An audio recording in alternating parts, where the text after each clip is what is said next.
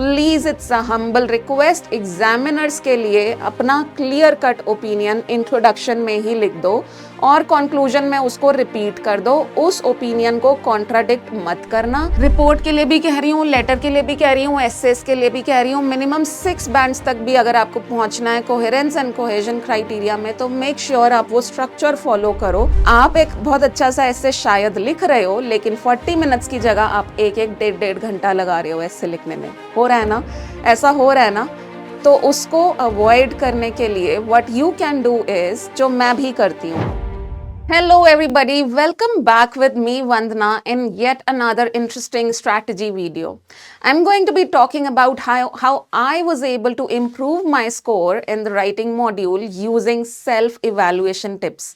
मैंने किसी से फीडबैक नहीं मांगा था, मैंने अपने एसेज एंड राइटिंग्स खुद चेक करे थे।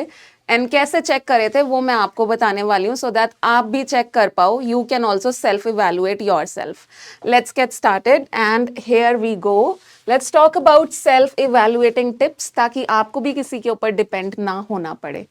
Right, so the very first thing is, देखो हमें 4 क्राइटेरिया के ऊपर स्कोर मिलता है, right? Task achievement, coherence and cohesion, lexical resource and grammatical range and accuracy. आप ये समझ जाओगे ना अगर बारीकी से कि टास्क अचीवमेंट्स का स्कोर कैसे हाई जाता है, कोहेरेंस एंड कोहेजन का स्कोर कैसे हाई जाता है, तो आपके लिए सेल्फ इवैल्यूएशन बहुत इजी हो जाएगा।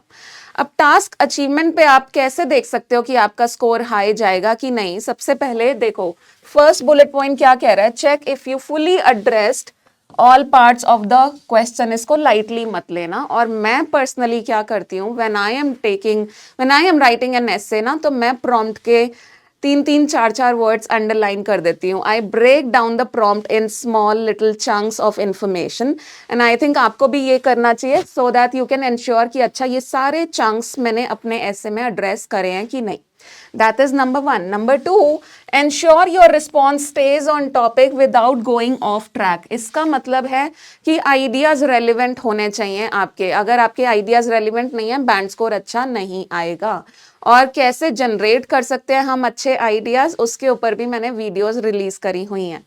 Okay, next, look for a clear position in essays where your opinion is asked. Guys ये मैं नहीं कह रही हूँ, ये बैंड डिस्क्रिप्टर्स में लिखा हुआ है, क्लियर लिखा हुआ है।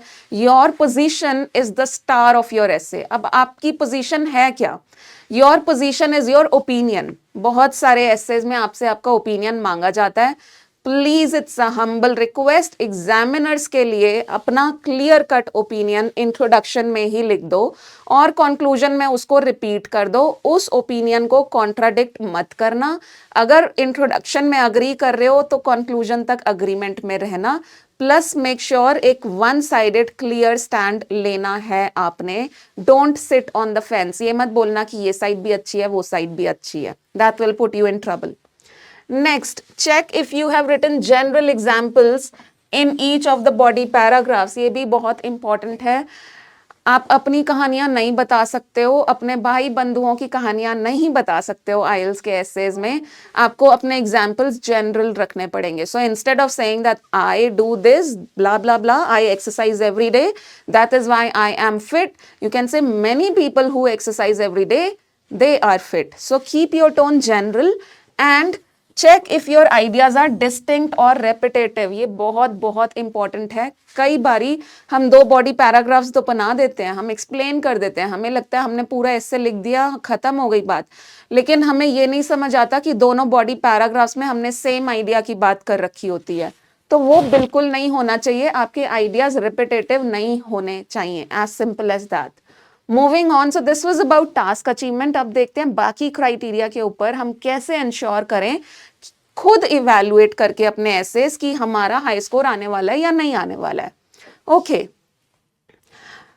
Coherence and cohesion means examiners यहां पे देखेंगे कि आपकी लैंग्वेज का फ्लो कैसा है। Okay, so bullet point number 1 says check if each paragraph has a clear central idea and is well developed. Her paragraph, पहले तो यहाँ पे कोहेरेंस एंड कोहेजन में 6 बैंड्स तक, मिनिमम 6 बैंड्स तक भी अगर आपको पहुंचना है ना, तो प्लीज एंश्योर कि आपका structure is in place. Report के लिए भी कह रही हूँ, लेटर के लिए भी कह रही हूँ, एसेस के लिए भी कह रही हूँ, मिनिमम 6 बैंड्स तक भी अगर आपको पहुंचना है कोहेरेंस एंड कोहेजन क्राइटेरिया में, तो मेक श्योर आप वो स्ट्रक्चर फॉलो करो जो हम सिखाते हैं आपको एसेस के लिए, रिपोर्ट्स के लिए एंड लेटर्स के लिए। प्लस आपको इंश्योर करना है कि हर पैराग्राफ में एटलीस्ट एक मेन आइडिया हो जो जिसको आपने अच्छे से एक्सप्लेन किया हो। कितनी बारी ऐसे पैराग्राफ्स देखने को मिलते हैं जहाँ पे हर सेंटेंस में एक नया आइडिया होता है। अगर हर सेंटेंस में एक नया आइडिया है तो कोहेरेंस एंड कोहेजन स्कोर अच्छा नहीं आएगा। इंस्टेड एक या दो आइडियाज रखो अपने पैराग्राफ्स में और उनको अच्छे से एक्सप्लेन करो। देन अब ये इसका सबको बहुत शौक हो गया आजकल यूज करने का, लिंकर्स, दैट इज ये भारी भरकम वर्ड्स, हाउएवर, वेयरएज, देयरफॉर, बहुत अच्छी बात है अगर आप यूज करते हो, अच्छी बात है, ये हमें चाहिए होते हैं। प्रॉब्लम यहाँ पे आ जाती है जब ये लिंकर्स हम मैकेनिकली, हम रोबोटिकली यूज करने लगते हैं। तो आपको ये इंश्योर करना है कि आपके जो लिंकर्स आपने यूज करे हैं वो नेचुरली वहां पे फिट हो रहे हैं या आपने जबरदस्ती लगा रखे हैं। अगर तो जबरदस्ती लगा रखे हैं, प्लीज उसको करना बंद कर दो। वो एग्जामिनर्स भी समझ जाते हैं, हम ट्रेनर्स को भी दिख जाता है जहां पे आप जबरदस्ती लिंकर्स लगाते हो। और ये बैंड डिस्क्रिप्टर्स में लिखा हुआ है, ये मैं नहीं कह रही हूं। किसी दिन बैंड डिस्क्रिप्टर्स पढ़ना फुर्सत में, उसमें लिखा हुआ है कि linkers should not be mechanical, they should not have that mechanical tone, उसको नेचुरली यूज करना होता है। That is about coherence and cohesion. Moving on, lexical resource के बारे में तो माय गॉड बहुत सारे मिथ्स, मिसअंडरस्टैंडिंग्स, क्या क्या नहीं इसके बारे में फैला हुआ है। Let's talk about it. So identify over used words and replace them with precise synonyms. देखो एक कॉमन प्रॉब्लम बताती हूँ जो शायद अगर आप आईएलटीएस के लिए प्रिपेयर कर रहे हो और आप राइटिंग प्रैक्टिस कर रहे हो, आप शायद ये प्रॉब्लम फेस करते होगे।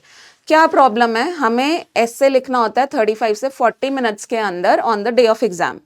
आप एक बहुत अच्छा सा ऐसे शायद लिख रहे हो, लेकिन 40 मिनट्स की जगह आप एक एक डेढ़ घंटा लगा रहे हो ऐसे लिखने में। हो रहा है ना? ऐसा हो रहा है ना?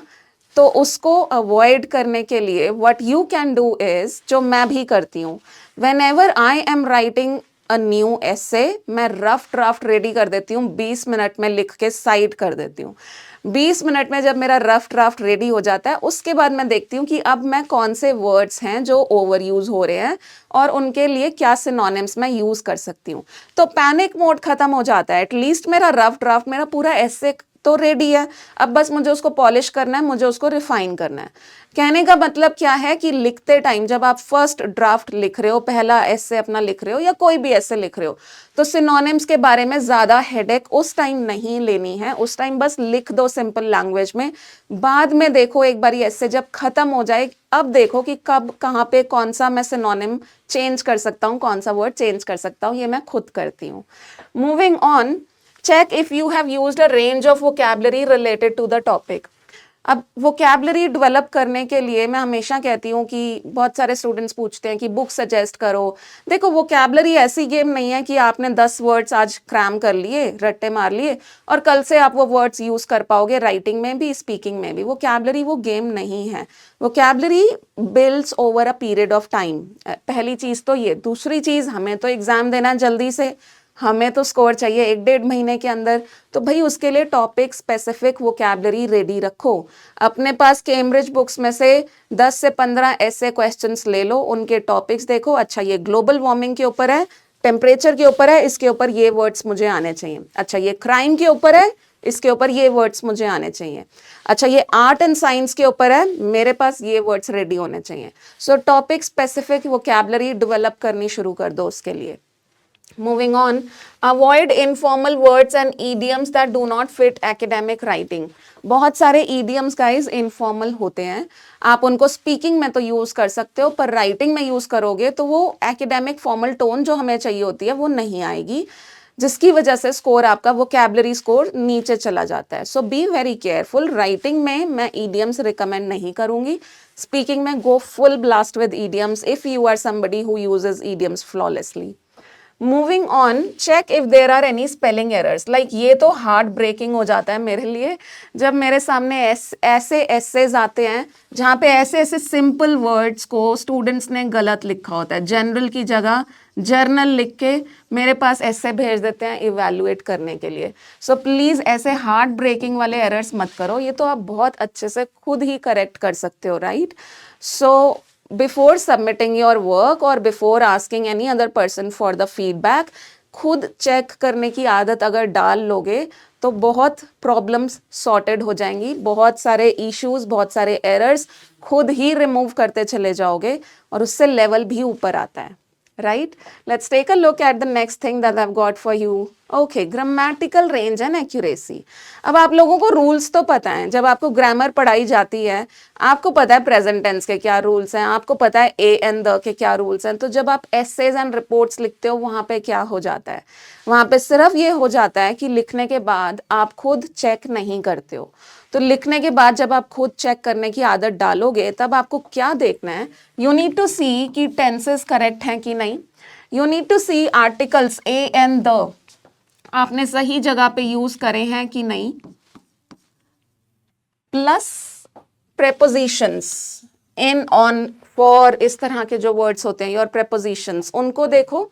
ऑफ कोर्स ये सबको पता है कि simple sentences, compound sentences, complex sentences हमारा ग्रामर स्कोर ऊपर लेके जाते हैं, पर आपने क्या उनको करेक्टली यूज करा है? कॉम्प्लेक्स सेंटेंसेस की और कंपाउंड सेंटेंसेस की जब हम बात करते हैं तो हमें कॉमा रूल्स समझने बहुत ज़रूरी हो जाते हैं, वहाँ पे comma and full stop rules. तो प्लीज़ आप वो समझो, अगर किसी से फीडबैक ले रहे हो तो सिर्फ इतना कर लो कि आज जो गलती निकाली गई है आपके ऐसे में, अगले नेक्स्ट ऐसे में वो सेम गलती ना निकले, दैट इज इट, सिर्फ इतना कर लो। Next, check for subject verb agreement, this is very important, and correct use of passive voice where needed। passive voice आपके रिपोर्ट्स में तो बहुत बहुत ज़्यादा ही इसका यूज होता है, एसेज में भी चाहिए होती है, रिपोर्ट्स में तो passive voice is like the major game player, so you need to see whether you are using passive voice correctly or not। And I believe that is about it. And yes, you also need to talk about time management. You also need to understand time management, guys। देखो समझो यहाँ पे, ensure at least 150 words in task 1 and 250 words in task 2 without unnecessary filler words। ये बहुत important है, time management की बात समझो एंड फिलर वर्ड्स की चीज़ समझो। बहुत बारी मैंने ऐसे एसेज एंड रिपोर्ट्स देखे हैं जहाँ पे स्टूडेंट्स वर्ड काउंट बनाने के लिए, लाइक इंक्रीज करने के लिए फालतू की चीज़ें लिख देते हैं, फालतू के वर्ड्स लिख देते हैं, और वो हमें समझ आ जाता है, वो बहुत ईजिली दिख जाता है हमें, और एग्जामिनर्स को भी समझ आ जाएगा, और वो आपके राइटिंग से पॉलिश नीचे ले जाती हैं चीज़ें। तो वो फिलर वर्ड्स, वो फालतू की चीज़ जिसकी वहाँ पे ज़रूरत नहीं है, वर्डीनेस हटा दो, because wordiness will take down your score. Next, time yourself and check if you are able to complete both the tasks within 60 minutes।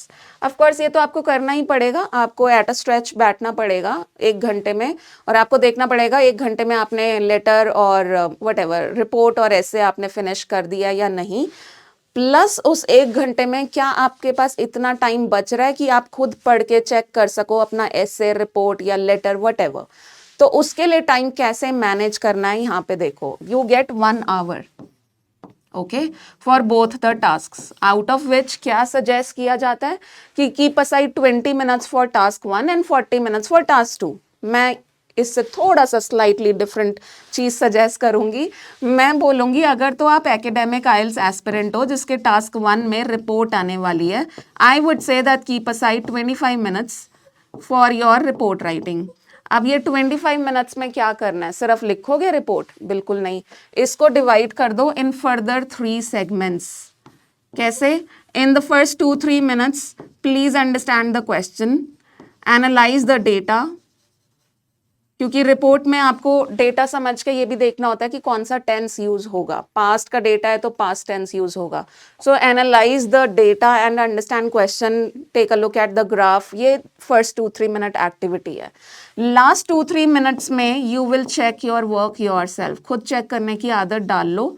Start checking your work yourself and keep correcting your mistakes जो भी आपके सामने आ रही हैं। अगर ऐसे time divide कर रहे हो, that means now you are getting 19 minutes to write a report, और ये 19 मिनट्स में you further have to write 4 paragraphs.